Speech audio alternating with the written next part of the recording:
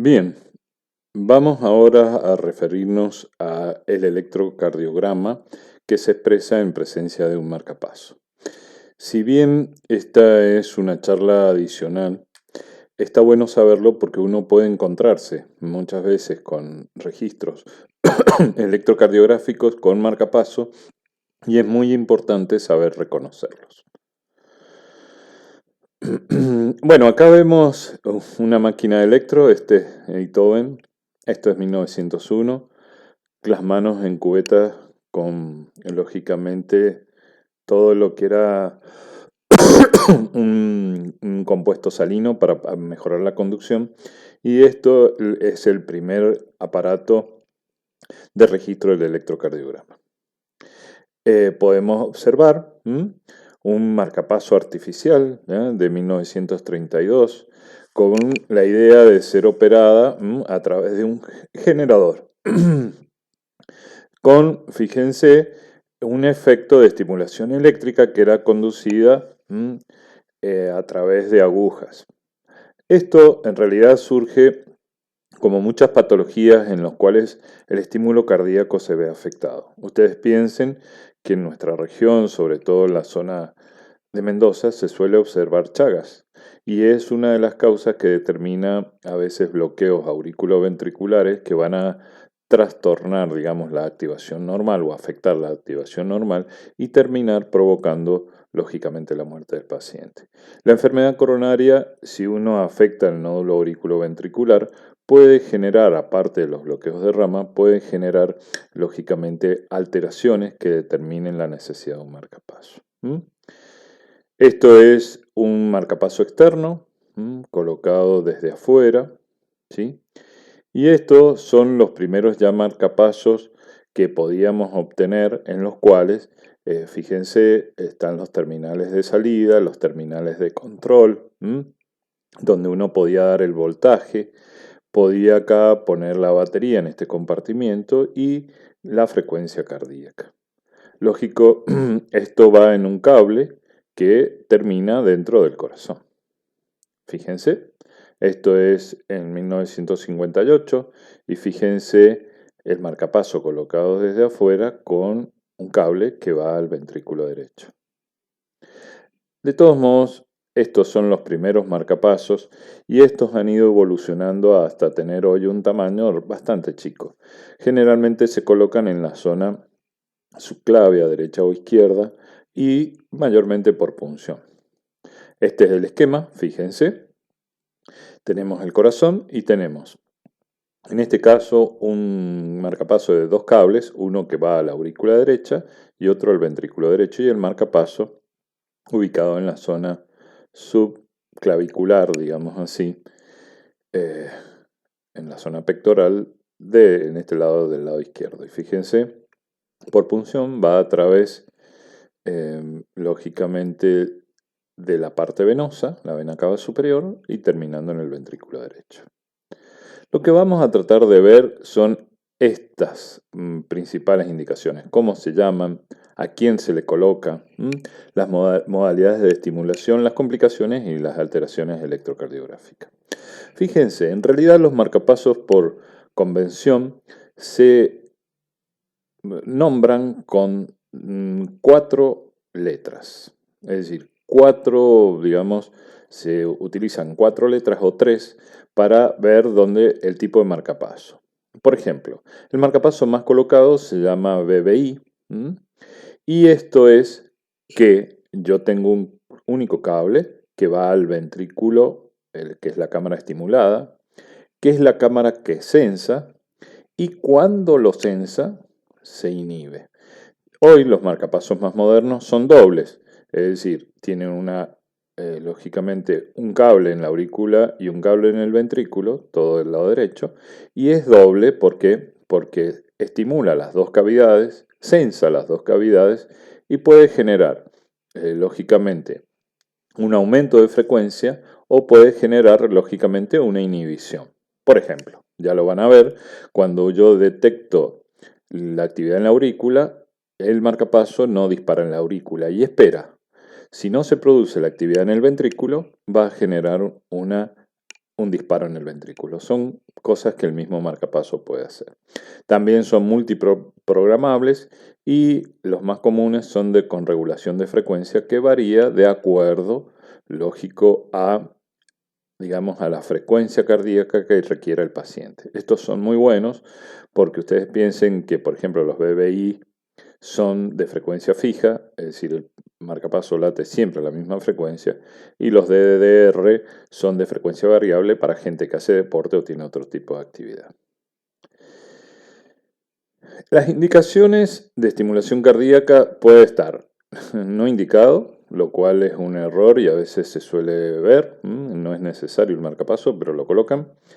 Con indicado lógicamente en pacientes con bloqueo AV completo o con indicación controversial, es a tener en cuenta. ¿En dónde está indicado? Indicado en un bloqueo AV completo sintomático. ¿Dónde no está indicado? En un bloqueo AV de primer grado asintomático. Y en esta indicación controversial son los intermedios, en los cuales uno tendría que ver si colocarlo o no colocarlo.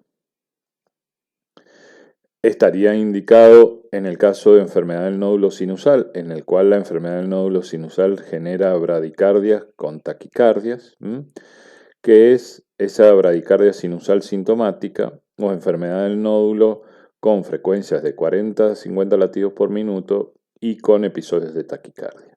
Ahora, esto no estaría indicado en el caso de que sea asintomático. Bien, recordemos que en los bloqueos bifasciculares, es decir, bloqueo completo de rama derecha, más bloqueo hemibloqueo izquierdo anterior, más bloqueo AV de primer grado con bloqueo AV transitorio sintomático no, el marcapaso es indicado. Ahora, los bloqueos de rama asintomáticos, no hay que colocarles marcapaso.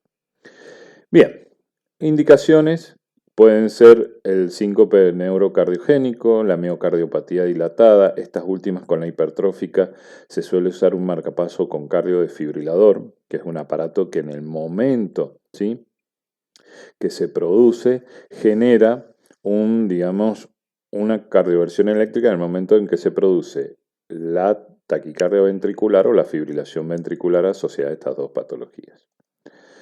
La selección de la modalidad va a depender del trastorno del ritmo que tenga, del estado general y si requiere respuesta cronotrópica al ejercicio. Bien, veamos los distintos tipos de marcapaso. El BBI, estimulación ventricular inhibida. Ahora bien, son marcapasos que se ubican en el ventrículo derecho, sensan la cavidad y cuando ven un estímulo, ¿sí?, se inhiben. Es decir, son refractarios durante un tiempo de transcurrido un estímulo ventricular y está indicado en bloqueos AV completos, pero sobre todo tienen una característica que generan mayor fibrilación auricular porque no están sensando ni, lógicamente, trabajando sobre la aurícula. Fíjense en el electrocardiograma, podemos ver la espiga, que esto es la corriente que dispara el marcapaso para activar el ventrículo, ¿sí? Acá vemos una onda P que no conduce, entonces el marcapaso espera y dispara una nueva espiga con un nuevo QRS. Posteriormente tengo un latido propio del paciente, ¿sí? Entonces el marcapaso no dispara. Después del latido propio que lo censó, se inhibió el marcapaso y espera para ver si vuelve a haber un latido propio y ahí dispara nuevamente. ¿Esto se puede manejar también en la aurícula? Sí, yo puedo tener algunos casos muy especiales, solo un marcapaso que esté colocado en la aurícula. Es decir, dispara el marcapaso, genera la onda P, después se genera el QRS ventricular normal, espera, genera una activación de la onda P, después dispara y acá, fíjense, como no puede censar el ventrículo porque está en la aurícula, se ve un latido ventricular y a pesar de eso la aurícula disparó y acá genera un cambio en la onda T que es una P ahí oculta, pero el ventrículo está refractario porque el ventrículo no le permite a esa onda P pasar y estimularlo. Y vuelve a esperar hasta generar una nueva onda P.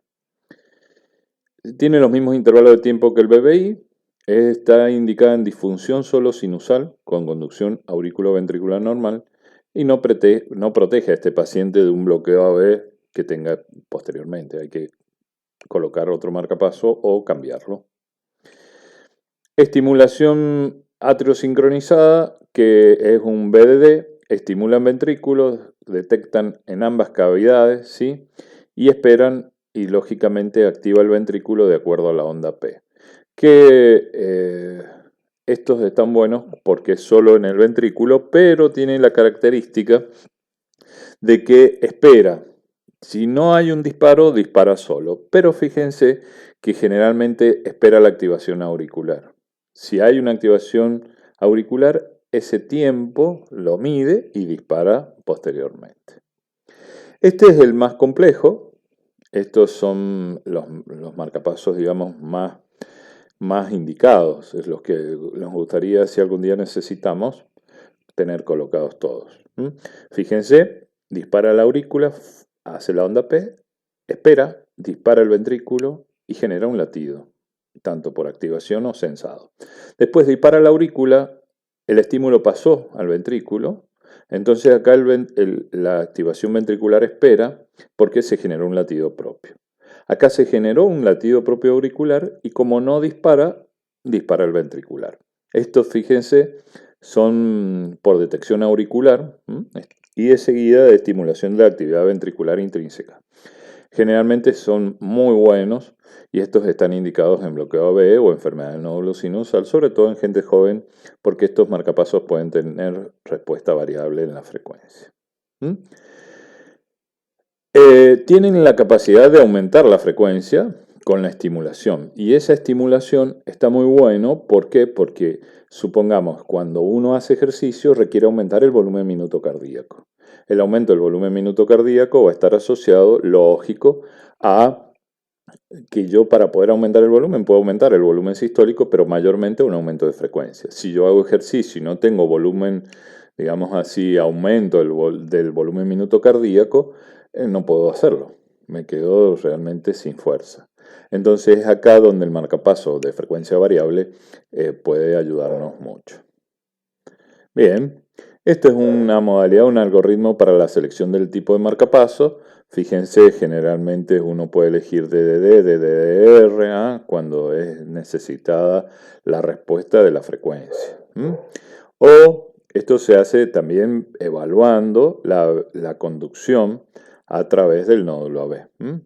Cuando no tiene indicación, lógicamente no colocarlo. Si la respuesta no es necesaria, a lo mejor podemos poner la respuesta de frecuencia no es necesaria, podemos poner un BBI dependiendo de cada caso. Estas son radiografías para que ustedes vean, ¿sí? Y relacionados con las complicaciones, como pueden ser perforaciones, pueden ser salida del cable del marcapaso, para mencionar en algunos casos. Fíjense, pueden asociarse a infecciones, erosión o abscesos y hasta sepsis. Hemos tenido casos, para mencionar, de un paciente que llegó con el marcapaso colgando como un reloj de estos de colgar, que se ponía en la cintura, y era porque, bueno, el hombre en el trabajo comprimía con una mochila la zona del marcapaso, lo que terminó provocando una erosión y que el marcapaso se saliera. Bien. También podemos tener falla de captura entre las alteraciones electrocardiográficas. Fíjense qué es lo que vemos acá.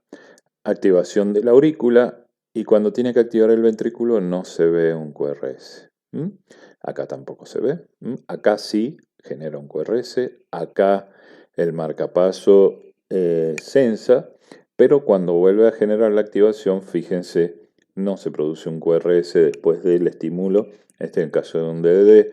Después del estímulo ventricular, esta espiguita, que es la que tenemos que buscar, esta espiga es la corriente eléctrica, es la que tenemos que buscar en todos los electros de pacientes con marcapaso. Entonces, en fallos de captura hay espigas de marcapaso, pero sin la despolarización ventricular posterior. Y en las fallas de sensado hay menos detección, o hiperdetección. Menos detección, ¿qué va a hacer? Si no lo detecta, el marcapaso va a disparar aunque el latido ventricular normal se haya generado. Y en los casos de fallos de hiperdetección, yo tengo que detectar el QRS o la electricidad generada por la onda P. Si yo el QRS bajo la detección, voy a detectar probablemente las ondas T, los cuales va a generar ¿sí? una detección de una onda T pensando que es una despolarización ventricular. Y eso nos va a generar problema en el marcapaso.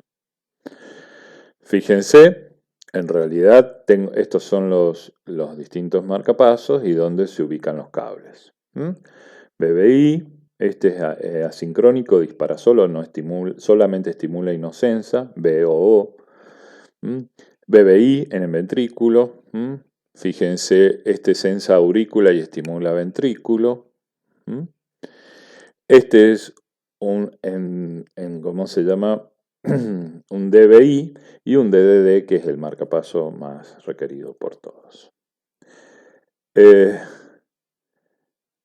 Esta es, en realidad, es como para terminar la charla y recordar que en realidad el esquema del pulso, en sístole y en diástole, y como en 1713 Mike Bernard Valentini usó el pulso, los diagramas, para la teoría en la práctica de la medicina. Fíjense, en realidad, utilizando un pentagrama para ver las distintas variaciones del pulso. La medicina ha progresado a través del tiempo y nos ha permitido llegar a estos equipos que hoy tienen muy poca falla. Se pueden utilizar lógicamente asociados a cardiodefibrilador, es decir, que es un aparato que puede, aparte de generar la parte del marcapaso, generar una cardioversión en caso de que sea necesario.